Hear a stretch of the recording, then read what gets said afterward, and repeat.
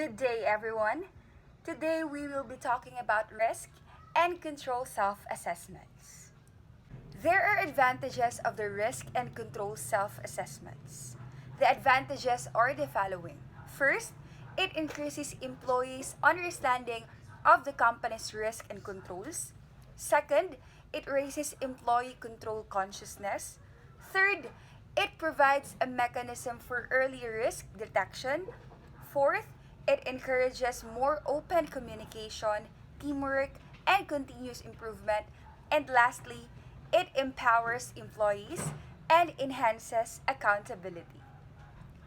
There are procedures of the risk and control self assessments. First is identifying. You need to identify potential risk and exposures. Second is assessing. You need to assess the control process that mitigate or manage those risks. Third, developing. You need to develop actions or plans to reduce risk to acceptable levels. And lastly, determining. You need to determine the likelihood of achieving business objectives. Next is the RCSA approaches. There are three primary approaches of the risk and control self assessments, which are the following. First is the facilitated approach. Under it are the client facilitated and the audit facilitated. Second is the questionnaire approach. And lastly, the self-certification approach. And now let us dig deeper on what does facilitated approach means.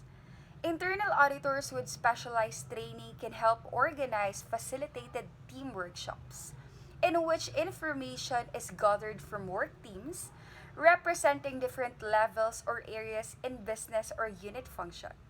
Workshops are conducted in a straightforward, open, and productive manner and encourages participants to speak candidly about what is working well, what is not working well, and what action needs to be taken. Under the facilitated approach is the client-facilitated workshops. The objective-based format focuses on the best way to accomplish a business objectives. The risk-based format focuses on listing the risks associated with an objective. Next is the audit-facilitated workshops.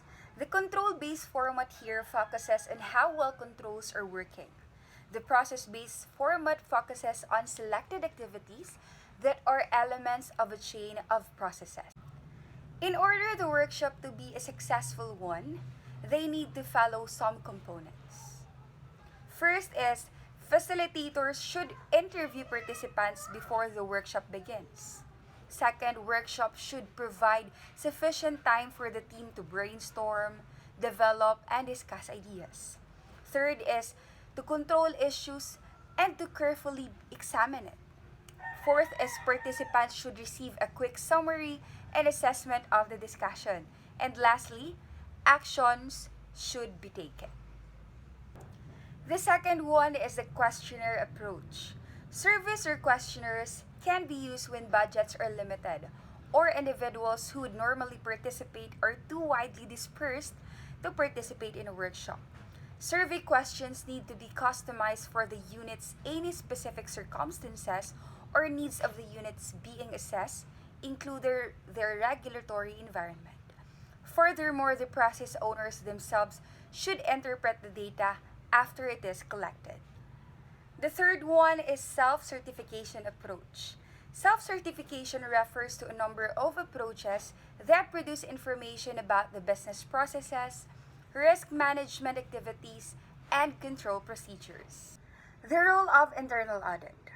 The role of the IAA in risk and control self-assessments can vary between two extremes. First is the internal audit activity may sponsor, design, and implement the process, conduct the training, supply facilitators, scribes, and reporters, and coordinate participation of management and work teams. Second, the internal audit involvement can be minimal, serving as an interested party and consultant of the entire process and as the ultimate verifier of the evaluations. Monitoring the engagement. As the level of internal audit's involvement in the RCSA programs and workshop increases, The CAE should carefully monitor the objectivity of the internal audit staff, take steps to ensure that objectivity is not impaired, and also to augment internal audit testing to ensure that bias or partiality does not affect the final judgments of the staff. And now let's talk about the audits of third parties and contract auditing. What is a third party audit? A third party is a service provider that processes transactions between business and its clients, employees, or its trading partners. A third party audit assesses the working relationship between these groups, identifying the various strengths and weaknesses, and it is designed to help maintain smooth operations as well. Approval needed.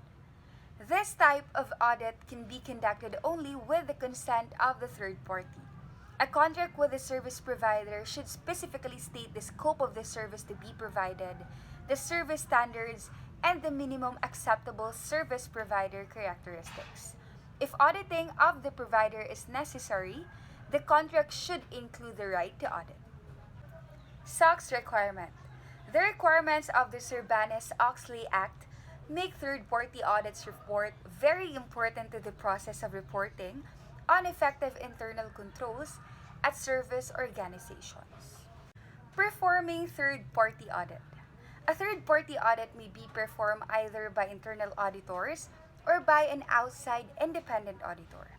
The decision whether to audit internally or to contract for the third-party audit depend on the number of factors. The scope of the audit. The scope of the third-party audit depends upon the particular needs of a particular engagement. For starters, the auditor needs to acquire an understanding of the third party's internal controls. The auditor needs to be aware of any and all applicable federal and state laws and regulations in order to ascertain whether the service provider is in compliance. Let us jump into contract auditing. Contract auditing usually refers to the auditing of the construction type contracts or operating contracts.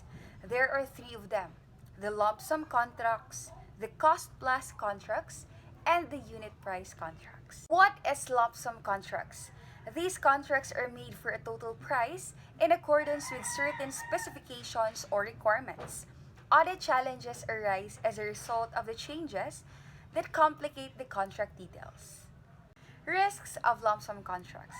There are many risks of lump sum contracts, and I will just be highlighting a few of them. First is inadequate competition, insurance, or bond coverage. Second, escalation provisions may be exercised unnecessarily.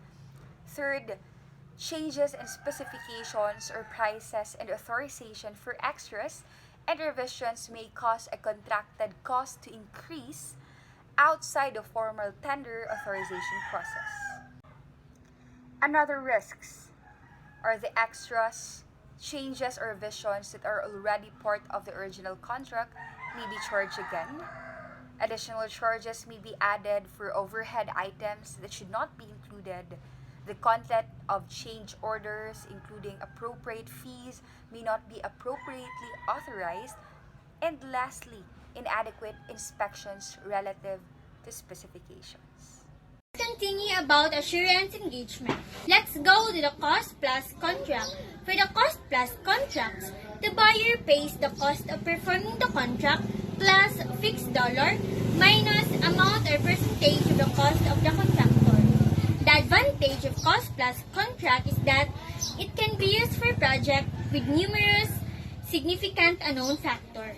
For the disadvantage of cost plus contract is that there is a little incentive for the producer to be economical or efficient. There are risks of cost plus contract like overhead cost, unreasonable charges, excessive staffing, no effort obtained, billing in excess, inadequate job supervision, inadequate communication, and unreliable cost. Okay, let's move on to the unit price contract. In this contract, the cost per unit is set but the total units will be specified as the contract is being executed.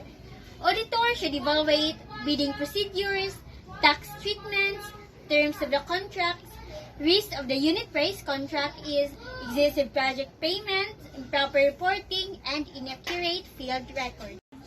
Quality audit engagement. In many companies, the internal audit function will be responsible for performing quality-related engagement. This engagement generally focus on assessing whether or not the company is providing its product or providing services to the appropriate level of quality. Failures in quality. When the actual performance falls short of the target level of quality, further work will be required to determine why the failure occurred and what can be done to prevent it from happening again. Modern views of quality. The modern view of quality is the basis of the Total Quality Management or TQM. Total Quality Management or TQM. Continuous improvement is one of the internal audit key objectives, and therefore, the internal audit activity has a critical role in the TQM process. TQM pursues the approach of the right first time and zero tolerance of waste. Focus on the customer. A central tenet of TQM is that every department has a customer, and this customer must be kept in mind at all times. The assessment. A quality audit engagement assesses whether or not a function or unit meets its defined quality standards. ISO 9000 Quality Standard is a series of standards designed to provide a level quality of assurance. ISO 9000 or Family of Standards. ISO 9000 contains detailed explanation of the 7 quality management principles with tips on how to ensure these are reflected in the way that employees work. ISO 9001 set out the criteria for a quality management system and is the only standard in the family that can be certified too. ISO 9004 provides guidance on how to achieve and sustain success with a quality management system. And last, ISO 19011 gives guidance for performing both internal and external audits to ISO 9001. And last, audit procedures. Interviews with employees, a review inspection records, inquiries into the audited sampling programs, customer and supplier feedback. Last is information from databases and websites. That's all for the insurance engagement. Bye! Hello everyone.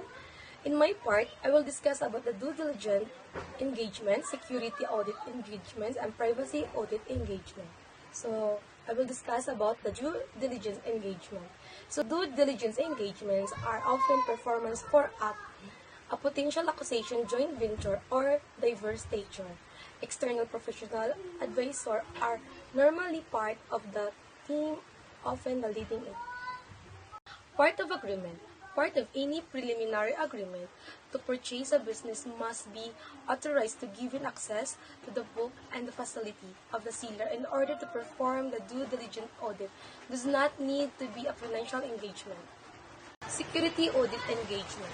A physical security audit ensures that the organization physical facility are properly secured and that environment is safe for management and staff. The audit includes a perimeter security, proximity security, and physical security of the premises.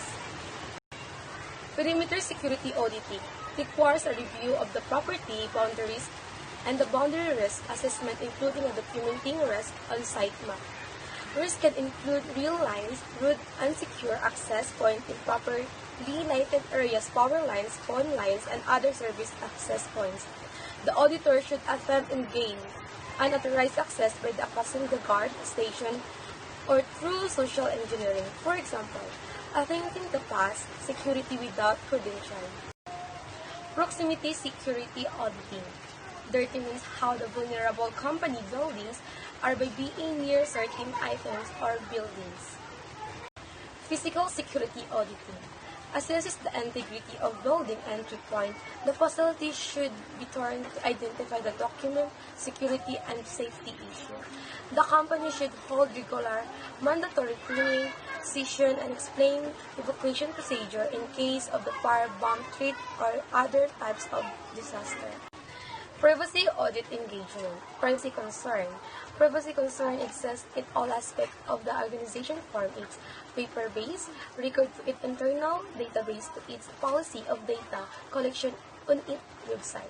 Internal auditor need to make certain that private personal information is protected from unauthorized access either from inside or outside the organization. Additionally, policy should be in place in line with all applicable laws to specify appropriate and times where disclosure can be made either with or without the individual consent. Privacy vulnerabilities pose a number of challenges and pitfalls for company and their customer.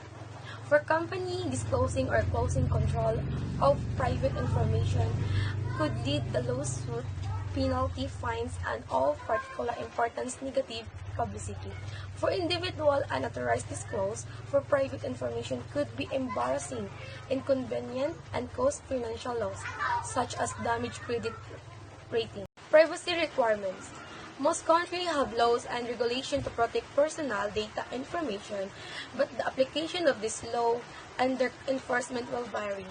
Thus, it is the internal auditor's responsibility to evaluate the privacy framework, identify significant risks, evaluate control, and make recommendations for improvement.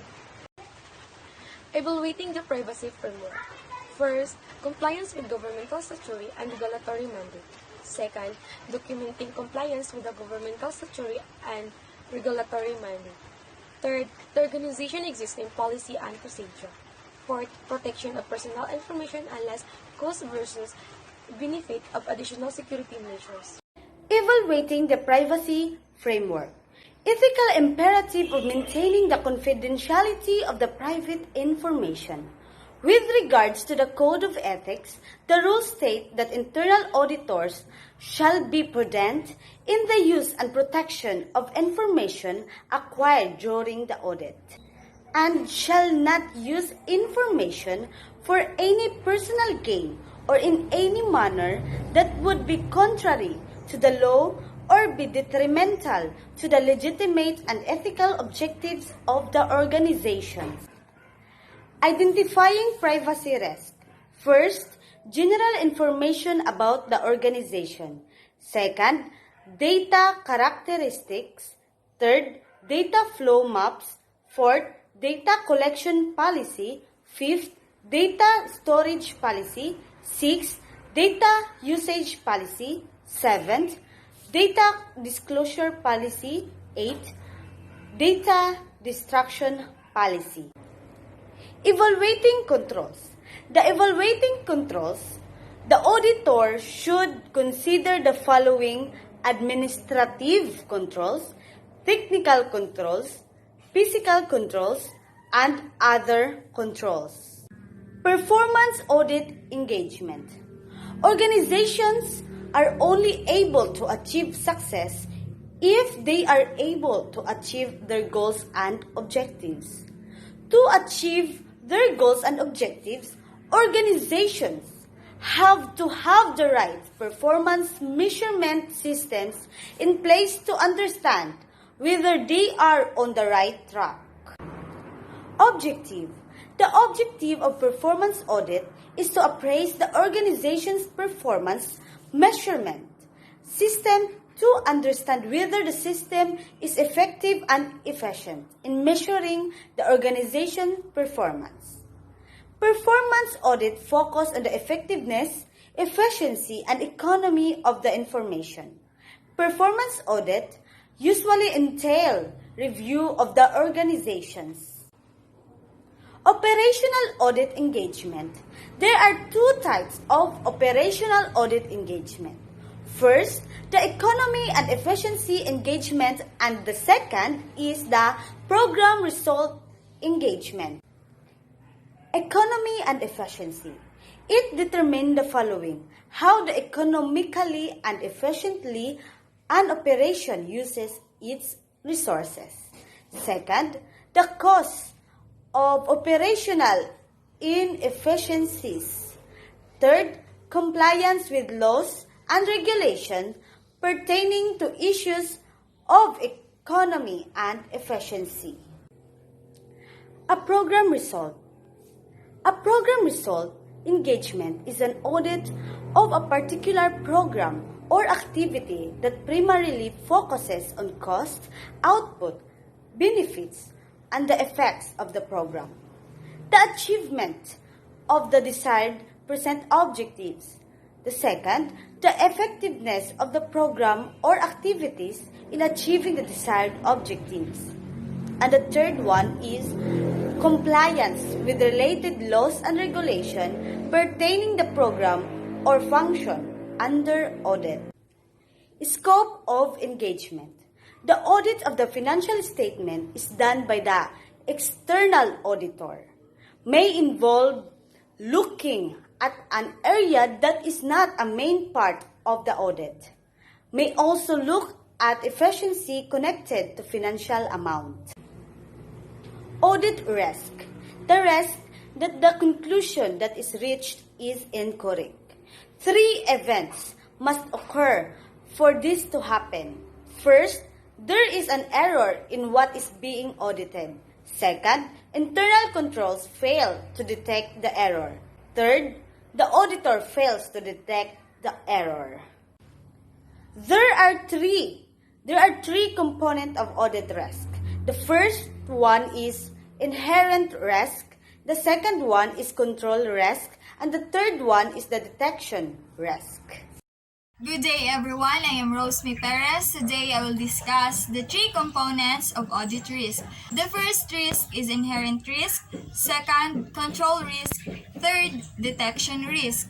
So in calculating audit risk is equals to inherent risk times control risk times detection risk. So in inherent risk, it can't be changed, it is assessed. While the control risk can't be changed in the past, it is also assessed. Only item to impact is how much work the auditor does. In assessing control risk, whether using qualitative or quantitative measures, the auditor will automatically assess control risk at the maximum level if any of these situations exist. So the first situation is the internal controls do not relate to an assertion. Second, the controls are considered ineffective even if they were properly followed.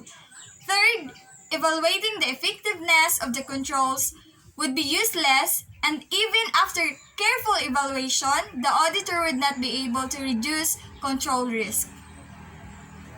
Control risk and detection risk are inversely related. Detection risk and work performed, the level of detection risk, and the amount of work that an auditor needs to perform are inversely related. Financial statement assertions. Assertions are the claims that management makes when it presents financial information, and the auditor determines if these assertions are correct. So the assertions are completeness, rights and obligations, valuation or allocation, existence or occurrence, and the last one is statement of presentation and disclosure. The role in financial reporting. So in the financial reporting process, an auditor creates and prepares financial statements, related notes, and other accompanying disclosures. The internal auditor's task, therefore, is to provide a level of assurance to senior management and the audit committee that the control process are adequately designed and effectively implemented. So let's move on to environmental audit. So environmental audit is a systematic, documented, periodic, and objective evaluation of how well an entity, its management, and its equipment are performing. The aim is helping to safeguard the environment by facilitating management control of environmental practices and assessing compliance with the entity policies and external regulation. Environmental environmental management, organizations that are subject to environmental laws and regulations need to establish an environmental management system. So internal auditing should review the environmental control systems to ensure that they comply with regulatory requirements and internal policies.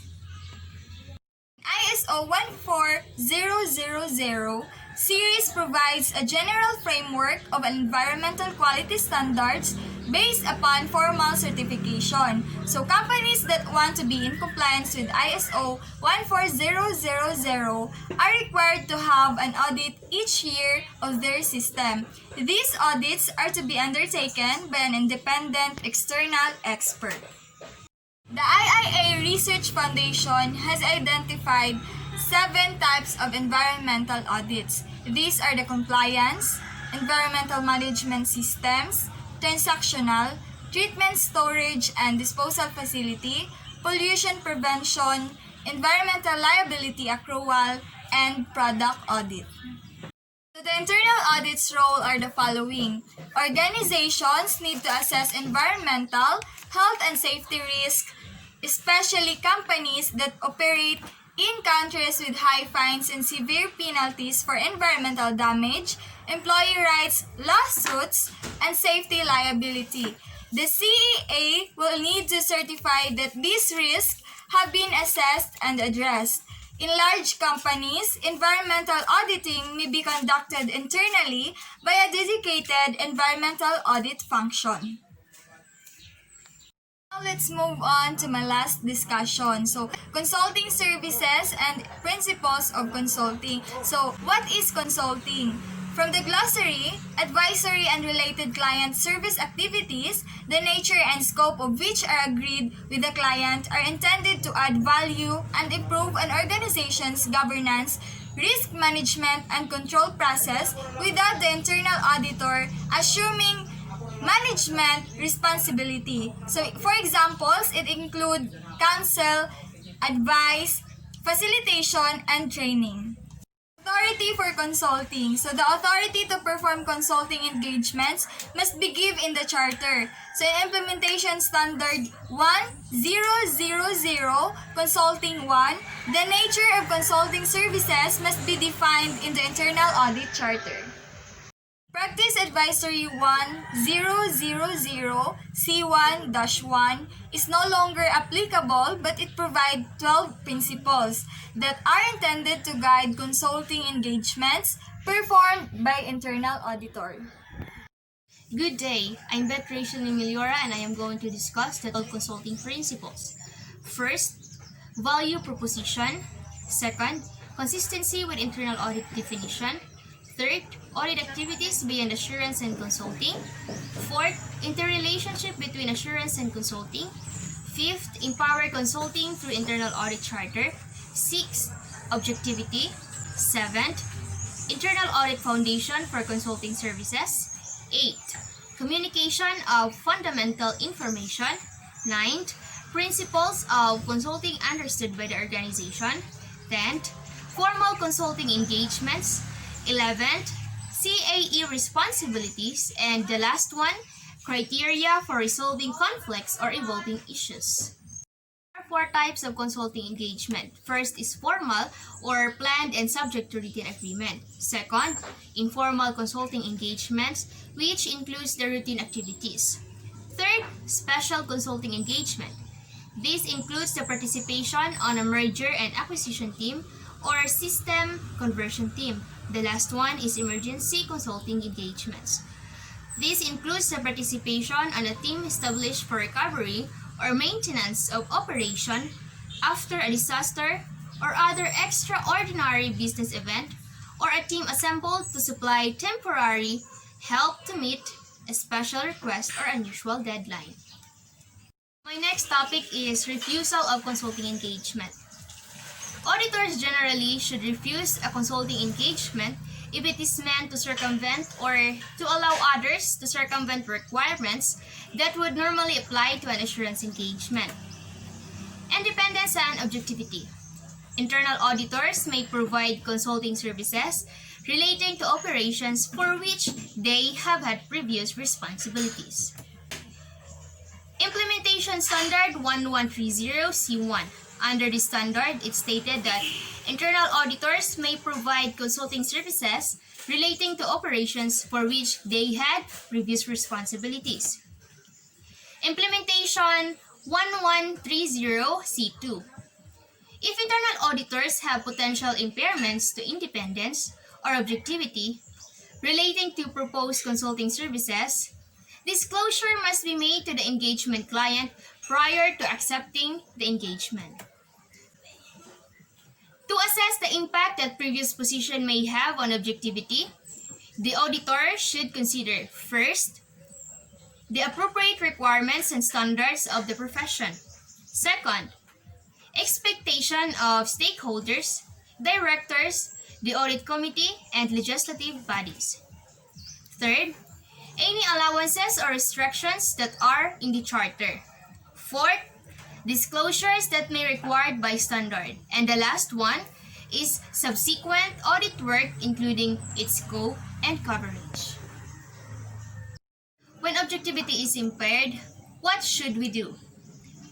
First, if objectivity of auditors is impaired or compromised, third-party auditors may need to handle the audit engagement. Second, if third-party auditors are unavailable or not a viable option in order to move the engagement forward to auditor, the auditor should disclose the responsibility he or she had in the area. Relevant disclosure should be made in the communications related to the engagement. Next topic, due professional care. In every engagement, the internal auditor should exercise due professional care.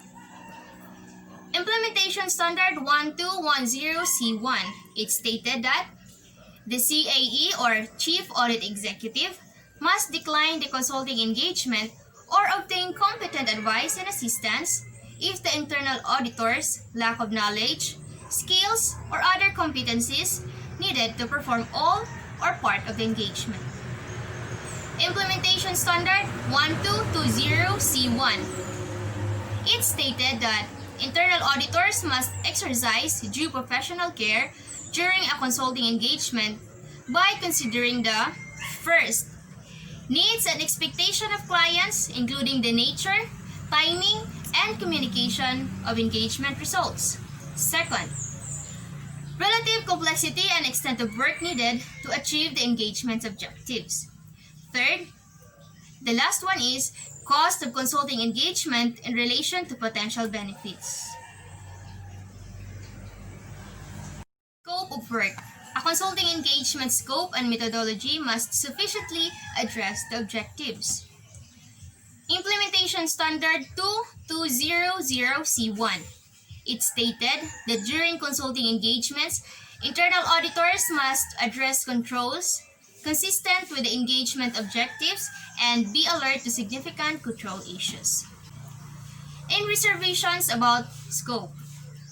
If internal auditors develop reservations about the scope during the engagement, these concerns should be discussed with the client to determine the appropriate course of action.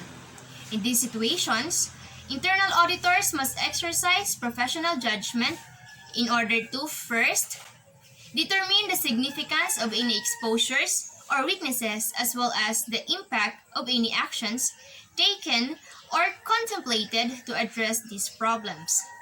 Second, to determine the expectations that senior management, audit committee, and board have about how these matters are reported. Now let's move on to communicating results. There are no specific standards for the form, content, or structure of the communications related to consulting engagements results. However, all such communications should clearly describe the nature of the engagement, along with any limitations, restrictions, and other significant factors. Furthermore, the internal auditor should be careful to restrict communications about the engagement to those people who are authorized in the engagement's documentation. Now let's move on to Implementation Standard 2410C1. It stated that communication of the progress and results of consulting engagements will vary in form and content depending upon the nature of the engagement and the needs of the client. Implementation Standard 2440C1. The Chief Audit Executive is responsible for communicating the final results of consulting engagement to client. According also to Implementation Standard 2440C2, during consulting engagements, governance, risk management, and control issues may be identified. Whenever these issues are significant to the organization, they must be communicated to senior management and the board. Now let's move on to documentation. Because the rules of the internal auditor are different between consulting and assurance engagements, the requirements for documentation will different as well. According to Implementation Standard 2240C1, work programs for consulting engagements may vary in form and content depending upon the nature of the engagement. Next is Implementation Standard 2330C1. According to this standard, the CAE must develop policies governing the custody and retention of consulting engagement records as well as their release to internal and external parties. These policies must be consistent with the organization's guidelines and any pertinent regulatory or other requirements. For monitoring the results, as with an assurance engagement, the IAA should follow up and monitor the results of a consulting engagement as agreed with the client. And the last topic is Implementation Standard 2550C1. The internal audit activity must monitor the disposition of results of consulting engagement to the extent agreed upon with the client. That's all, and thank you for watching. My topic is about the 7 consulting engagement. First, we have internal control training. Because the auditing of internal control is such an important part of the internal auditor's work, internal auditors may be involved in internal control training. Internal auditors are in good position to instruct employees on the objectives of internal control and their components, including risk assessment, segregation of duties, monitoring of controls, and so on. Internal auditors are able to relate the objectives and their components back to how control should be working in the organization. This gives employees clearer understanding of what internal controls are and why they are important for organizational services. As said in Standard 2130, the internal audit activity must assess the organization in maintaining an effective controls by evaluating their effectiveness and efficiency and by promoting continuous improvement. Reasons to provide training. First, to communicate and embed control awareness within the organization's operations. Second is to decrease fraud. Third is to motivate employees to report controls deficiencies or weaknesses. Fourth is to provide staff support of organization control self-assessment or CSA program. Second in consulting engagement is benchmarking, also known as best practices, is an important tool in implementing TQM. In benchmarking, a company uses a standard set by other companies as a target or model for its own operation. Types of benchmark. First, we have financial or non-financial. Second is internal or external. Third is a functional benchmark. It's a comparison with the organization that operate with the same technological area. Next is the competitive benchmark. It's a comparison with the best of company's competitors. Lastly is a generic benchmark. Compares to processes that are virtually the same regardless of the industry or the production line. As said in Standard 2130, the internal audit activity must assess the organization in maintaining an effective controls by evaluating their effectiveness and efficiency and by promoting continuous improvement. Third in consulting engagement is business process mapping. It creates an illustration of activities that occur within the business process, usually as part of a process improvement program. It states that the benefits of internal audit involvement may include providing independent ongoing advice throughout the project, and identifying the key risks or issue early, which enables project teams to operate proactively to mitigate risk. The next consulting engagement is internal control testing. Section 404 of Sarbanes-Oxley, or SOX, requires company to include on their annual reports a statement of management responsibility for establishing and maintaining adequate internal controls over financial reporting. And second is the assessment of effectiveness of the internal controls. The fifth consulting engagement, it is a sign of performance measurement. Companies can only be successful only if they meet or exceed their target key performance indicators, or KPIs. KPIs are used to help companies define what is they hope to achieve. Its internal audit rule. Internal auditors may be asked to assist to design and testing of controls, including observing specific activities in control process, inspection of documents and records, and inquiries of management, supervisory, and staff personnel. Internal audit rule. Internal auditors may be able to assist during the decision-making and implementation phases by evaluating implication of organizational change and considering how the change should be managed. Traditional auditor involvement. First, we have traditional audit approach. Second is consulting approach. Third is embedded approach. The last but not the least consulting engagement is a business process review, or reengineering. Business process review is an important means of improving processes or completely reengineering them.